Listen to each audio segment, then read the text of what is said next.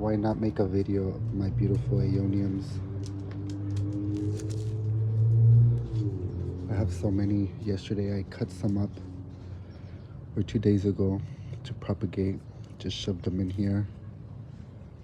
I have so many different types. They grow like everywhere they can. It's 4 o'clock. I really don't want that here. I honestly don't have a name for them. There's so many of them. It's hard to keep track. But they grow so pretty. This is ready for transplant. It's in a nice terracotta pot. I know this one, pinwheel plant. The pinwheel Aeonium. I have so many of them.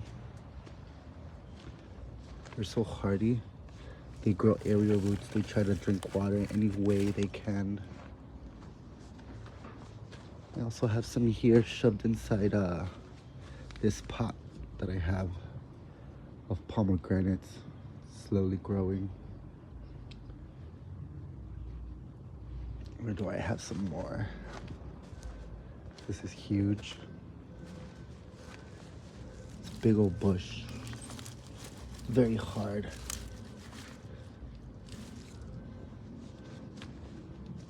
Some more Aeoniums. This is my sunburst Aeonium. I had so many. It was growing nice, but I put it in the ground and it's still acclimating to its new environment. I have a native garden here. There's so many community cats that have really messed them up. This is what they look like when they're thirsty. But the rain is coming soon, so I'm just letting them be. This is one of my favorites. It's grown very, very beautiful here in the shade with these other canna lilies that are still going through some wintering. But look at these Aeoniums. I was able to shove them in here not too long ago.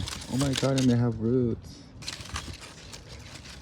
My sister's husband takes care of these.